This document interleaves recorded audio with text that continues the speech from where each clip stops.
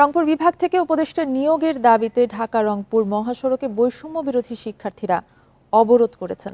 এ নিয়ে আরো জানাতে রংপুর থেকে যুক্ত হচ্ছেন সহকর্মী নজরুল ইসলাম। নজরুল, হঠাৎ করে এমন দাবি কেন শিক্ষার্থীদের, আর সড়কে আসলে এর কি প্রভাব পড়েছে?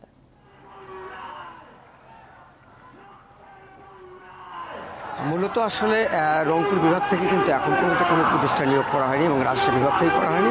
এর দাবিতে কিন্তু আমরা দেখেছি গতকাল 5টার সময় থেকে কিন্তু তারা মহাসড়ক অবরোধ করে রেখেছিলেন এবং আজকে সকাল দুপুর 12টায় কিন্তু তারা অবরোধ করছে রংপুর ঢাকা মহাসড়ক। আপনি নিশ্চয়ই দেখছেন এটি কিন্তু মডার্ন মোড় এলাকা। এখানে ঠিক 12টায় তারা এসছেন এবং এসে তাদের দাবিটা হচ্ছে যে 5 উপদেষ্টা রংপুর বিভাগে দিতে হবে এবং রাজশাহী বিভাগে 5 উপদেষ্টা দিতে হবে, না হলে তাদের এই চলমান আন্দোলন চলবে। এটি কিন্তু রংপুর বেগম রোকেয়া বিশ্ববিদ্যালয় এবং রংপুর কারমিকেল কলেজের শিক্ষার্থী সহ বিভিন্ন কলেজের শিক্ষার্থীরা তারা কিন্তু এখানে এসছেন। তাদের দাবিটা একটাই যে আবু সাঈদের যে এখানে নিহতের ঘটনাকে কেন্দ্র করে কিন্তু সারা দেশে কিন্তু উপদেষ্টা নিয়োগ হয়েছে, প্রধান উপদেষ্টা নিয়োগ হয়েছে, কিন্তু রংপুর বিভাগ থেকে রাজশাহী বিভাগ থেকে কোনো উপদেষ্টা নিয়োগ হয়নি।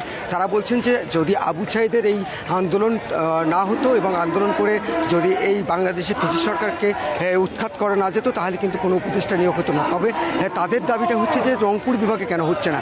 এর দাবিতে কিন্তু তারা অর্থাৎ লালবাগ থেকে একটা বড় বিক্ষোভ মিছিল নিয়ে এসে কিন্তু তারা এখানে এই অবরোধ করছেন। এই অবরোধের কারণে কিন্তু আপনি নিচে দেখতে পাচ্ছেন যে দুই পাশে শত শত গাড়ি কিন্তু আটকা পড়ে গেছে। তার গাড়ি যারা যাত্রী রয়েছে তারা কিন্তু এখন দুর্ভোগে আছে কিন্তু সাধারণ মানুষ। আপনি নিশ্চয়ই দেখছেন যে এখানে কিন্তু তারা বক্তব্য দিচ্ছেন বিভিন্ন সমন্বয়কারীরা, অর্থাৎ বিভিন্ন কলেজ এবং বিশ্ববিদ্যালয়ের যে শিক্ষা প্রতিষ্ঠানের যে সমন্বয়কারী আছে তারা কিন্তু বিভিন্নভাবে বক্তব্য দিচ্ছেন। তাদের একটাই দাবি হচ্ছে যে অবশ্যই অতি দ্রুত এবং 24 ঘন্টার মধ্যে যদি এখানে অর্থাৎ উপদেষ্টা নিয়োগ করা না হয় তাহলে তারা এই দাবি এবং এই বিক্ষোভ তারা চলমান রাখবেন, এটি আসলে তারা বলছেন।